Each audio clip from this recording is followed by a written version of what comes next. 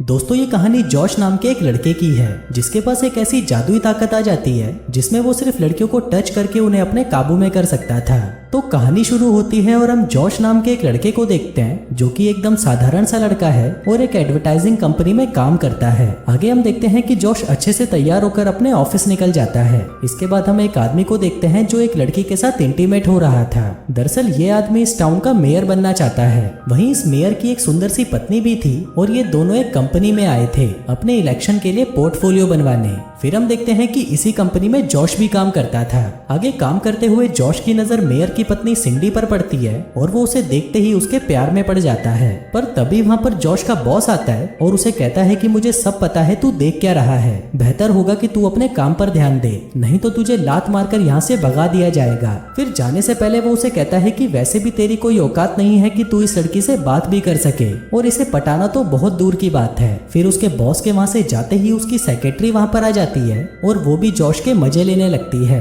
कहती है कि अभी तुम्हें कोई लड़की मिली है या नहीं। जॉश कहता है कि मेरे पीछे तो लड़कियों की लाइन लगी पड़ी है और आज सुबह ही मैं 2 लड़कियों के साथ इंटीमेट होकर आया हूँ। फिर उसके जाते ही वहाँ पर सिंडी आ जाती है और जॉश से कहती है कि दरअसल मेरा नौकर चला गया है, तो क्या तुम मेरे बॉक्स उठाने में मदद करोगे। अब जॉश सिंडी को कैसे मना कर सकता था, जिसके बाद वो उसके बॉक्स को उठाकर उसके पीछे पीछे जाने लगता है। इसी दौरान हम 2 गधे मैडी और रायन को देखते हैं जो कि पार्क में लड़कियों को छेड़ने आए थे। तभी रायन एक लड़की के पास जाता है और उसे कहता है कि आप मेरी सर्विसेज लेना चाहोगे, क्योंकि मैं जो कर सकता हूँ वो आपका बॉयफ्रेंड भी नहीं कर सकता, और अगर आप मेरी सेवाएं लेना चाहते हो तो आप मेरी वेबसाइट पर जाकर मुझे बुक कर सकते हो। इसके बाद ये दोनों रिलैक्स होने के लिए स्टीम बाथ लेने जाते हैं, पर ये गधे गलती से लड़कियों के सेक्शन में घुस जाते हैं जहाँ से इन्हें जूते मारकर भगा दिया जाता है। फिर ये लोग भागते भागते पार्क में आते हैं और जॉश से टकरा जाते हैं। तभी जाने से पहले मैडी जॉश को अपना कार्ड देकर जाता है। इसके बाद जॉश सिंडी के घर पहुंचता है जो कि बहुत बड़ा था। फिर सिंडी जॉश को अपनी 3 नौकरानियों से मिलवाती हैं जो कि काफी टाइम से इंटीमेट होने के लिए तड़प रही थी।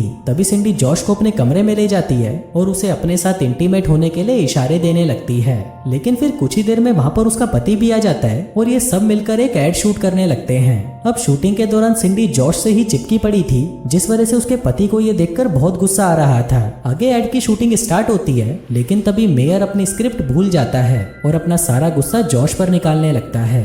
फिर उसी रात मेयर और सिंडी आपस में बातें कर रहे थे, जहाँ पर सिंडी कहती है कि मुझे इस कंपनी का बॉस 1 नंबर का गधा लगता है, क्योंकि वो बस हर टाइम मुझे ही देखता रहता है। इस पर मेयर कहता है कि तुम हो ही इतनी खूबसूरत कि हर कोई तुम्हें देखना चाहता है। सिंडी कहती है कि हाँ, हर कोई सिवाय तुम्हारे। और यहाँ पर हमें पता चलता है कि सिंडी मेयर से चिड़ी हुई थी क्योंकि वो काफी टाइम से उसकी जरूरतों को पूरा नहीं कर रहा था।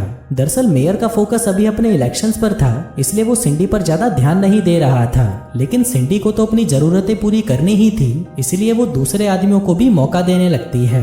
इसके बाद हम फिर से उन्हीं 2 गधे रायन और मैडी को देखते हैं जो कि एक सेमिनार में स्पीच दे रहे थे। तभी रायन वहाँ पर एक लड़की को बुलाता है और उसे पूछता है कि तुम्हें क्या लगता है इस बार इलेक्शन कौन जीतेगा, जिस पर वो लड़की कहती है कि आएगा तो मोदी ही। फिर वो उससे एक और सवाल पूछता है कि तुम्हें क्या चीज करने में ज्यादा मजा आता है, जिस पर वो लड़की कहती है कि फोन में रील्स देखना। अब उस लड़की ने सभी सवालों के सही जवाब दिए थे, इसलिए रायन वहाँ पर एक दूसरी लड़की को बुला लेता है। अब इससे पहले कि वो उससे कुछ सवाल पूछता, तभी वहाँ पर एक लड़की आकर रायन को मारने लगती है। कहती है कि इस आदमी ने मुझे झूठ बोला और मेरा फायदा उठाया। अब इतनी बेइज्जती होने की वजह से रायन उस सेमिनार को वहीं छोड़ देता है और वहाँ से जाने लगता है। लेकिन जाने से पहले वो एक बार और ट्राई करना चाहता था, इसलिए इस बार वो एक लड़के को बुलाता है और ये लड़का और कोई नहीं बल्कि जॉश ही था। फिर रायन जॉश को एक लड़की से बात करने के लिए कहता है, लेकिन जैसे ही जॉश उस लड़की से बात करता, वो लड़की उसे गधा और छोटे सामान वाला बोलकर वहाँ से चली जाती है, जिसके बाद जॉश भी निराश होकर वहाँ से चला जाता है।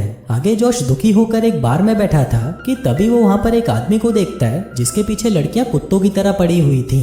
वो आदमी उन लड़कियों से रिक्वेस्ट करता है कि प्लीज थोड़ी देर मुझे छोड़कर थोड़ा डांस कर लो, लेकिन वो लड़कियां तो उससे चिपकी ही पड़ी थी।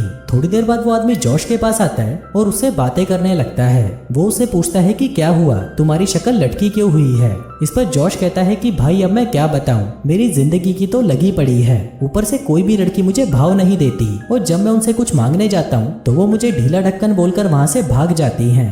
ये सुनकर वो आदमी कहता है कि लड़कियों का चक्कर ज्यादा होना भी एक श्राप है। जॉश कहता है कि ऐसा कैसे हो सकता है। वो आदमी बताता है कि मुझे एक श्राप मिला है कि जब भी मैं किसी लड़की को छूता हूँ तो वो लड़की मेरे लिए पागल हो जाती है, जिसके बाद वो सिर्फ मेरे साथ इंटीमेट होना चाहती है। जॉश कहता है कि फिर ये श्राप कैसे हो सकता है। आदमी कहता है कि ये श्राप ही है। शुरू में तो बहुत मजा आता है, लेकिन अब मैं इससे परेशान हो चुका हूँ, इसलिए अब मुझे एक ऐसा आदमी चाहिए जो इस श्राप को मेरे से ले सके। अब ये सुनकर जॉश खुशी से पागल हो जाता है और उसे कहता है कि प्लीज आप ये श्राप मुझे दे दो। वो आदमी उससे पूछता है कि पक्का तुम ये श्राप लेना चाहते हो, क्योंकि बाद में तुम इस श्राप को किसी दूसरे को तभी दे सकते हो जब वो खुद तुमसे लेना चाहेगा। जॉश कहता है कि ठीक है, मैं तैयार हूँ। जिसके बाद वो दोनों एक रस्म करते हैं जिसमें वो आदमी अपनी सारी शक्तियां जॉश को दे देता है। फिर वो आदमी एक लड़की के पास जाकर चेक करता है और पाता है कि अब वो श्राप उससे हट चुका है। अब ये देखकर वो आदमी बहुत खुश होता है और जॉश को गुड लक बोलकर वहां से चला जाता है। इसके बाद हम देखते हैं कि अब जॉश के अंदर ऐसी ताकत आ चुकी थी जिसमें वो किसी भी लड़की को छूकर उसे अट्रैक्ट कर सकता था।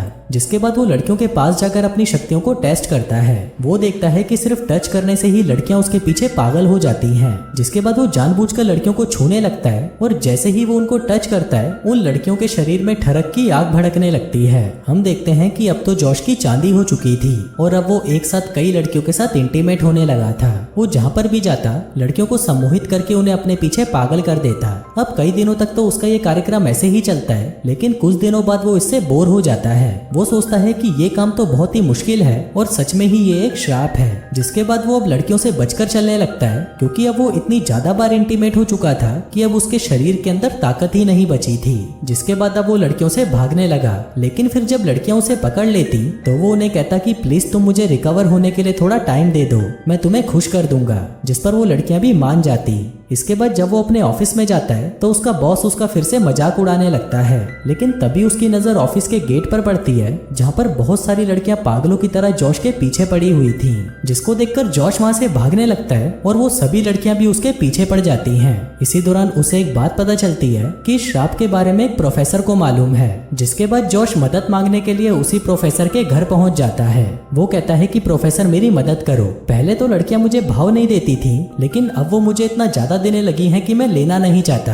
अब उसकी ये परेशानी सुनकर वो प्रोफेसर उसे कहानी सुनाता है। कहता है कि एक बार एक आदमी को बहुत सारे बच्चे चाहिए थे, लेकिन उसके शरीर में इतना दम नहीं था कि वो अपनी पत्नी को बच्चा दे सके। अब इससे परेशान होकर वो एक बाबा के पास गया। वो कहता है कि बाबा प्लीज मेरी हेल्प करो, लेकिन वो बाबा भी उसकी हेल्प नहीं कर पाता। फिर एक रात बाबा को एक सपना आता है और इस सपने में उसे वही ताकत का पता चलता है जो आज तुम्हारे पास है। जिसके बाद बाबा उसके साथ वही रस्म करके उसे वो ताकत दे देता है। फिर ताकत के आ जाने पर वो अपनी पत्नी को इतने बच्चे देता है कि वो क्रिकेट की एक पूरी टीम बना लेते हैं। जिसके बाद धीरे धीरे करके ये ताकत एक इंसान से दूसरे इंसान में ट्रांसफर होती गई और फाइनली आज तुम्हारे पास आ गई और अब तुम इस ताकत को किसी को भी दे सकते हो अगर वो आदमी तुमसे लेना चाहता है तो। इसके बाद जब जॉश उसके घर से बाहर निकलता है तो हम देखते हैं कि वहाँ पर उसका बॉस भी था जो छुपकर उनकी बातें सुन रहा था। फिर अगले दिन जब जॉश ऑफिस जा रहा था तभी उसके पीछे फिर से लड़कियां पड़ जाती हैं। इसी दौरान उसे वो दोनों गधे भी देख लेते हैं और सोचते हैं कि इसके पीछे इतनी लड़कियां पड़ कैसे रही हैं। जिसके बाद जॉश की इस पावर की बात धीरे धीरे सभी को पता चल जाती है।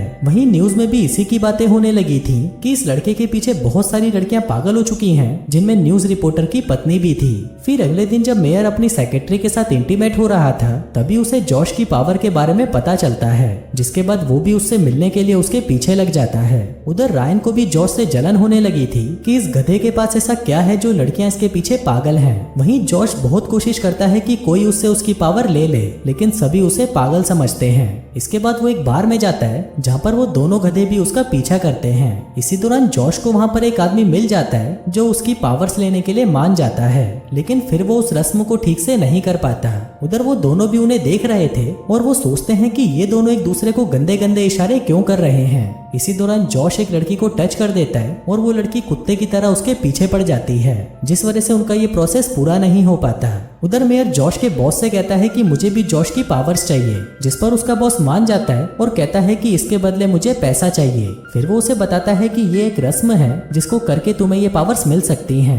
इसके बाद जब जॉश वहाँ पर आता है तो मेयर उसको देखकर वही गंदे गंदे इशारे करने लगता है, लेकिन इससे कुछ नहीं होता। इसी दौरान उसे वहाँ पर वही प्रोफेसर मिलता है जो उसे बताता है कि ये श्राप तभी काम करेगा जब सामने वाले का दिल साफ होगा, और अगर सामने वाला कोई बुरा इंसान निकला तो तुम्हारा ये श्राप उल्टा पड़ सकता है। मतलब कि जो तुम्हें पसंद करते हैं वो तुमसे नफरत करने लगेंगे। इसके बाद जब जॉश वहाँ से बाहर आता है तो रायन उसे किडनैप कर लेता है और उसे अपने साथ ले जाने लगता है। फिर रायन उसे कहता है कि तुम्हारी ताकत सिर्फ मुझे मिलनी चाहिए क्योंकि ये पावर्स मैं डिजर्व करता हूँ। जिस पर जॉश कहता है कि ये एक श्राप है और अगर तुम इसे लोगे तो बहुत पछताओगे, लेकिन रायन फिर भी ये ताकत लेने के लिए तैयार हो जाता है। इसके बाद जब ये दोनों वो रस्म कर रहे थे तभी वहाँ पर वो मेयर भी आ जाता है, पर तभी जॉश उसको मारकर सुला देता है। फिर अपनी पावर्स देने के बाद फाइनली जॉश को रिलीफ महसूस होता है क्योंकि अब वो इस श्राप से मुक्त हो चुका था। अब यहाँ से सीन शिफ्ट होता है और कुछ दिनों बाद हम देखते हैं कि रायन फिर से एक सेमिनार को अटेंड कर रहा होता है जहाँ पर वो एक एक करके लड़कियों को छूने लगता है, ये सोचकर कि वो सभी लड़कियां उसके साथ इंटीमेट होंगी। लेकिन तभी वो देखता है कि उन लड़कियों में ठरक के बदले गुस्सा चढ़ने लगता है और ऐसा इसलिए हो रहा था क्योंकि रायन एक बहुत ही बुरा इंसान था। इसके बाद वो सभी लड़कियां रायन के पास आती हैं और उसे नोच नोच कर मार डालती हैं। और दोस्तों इसी के साथ ही ये कहानी यहीं खत्म हो जाती है।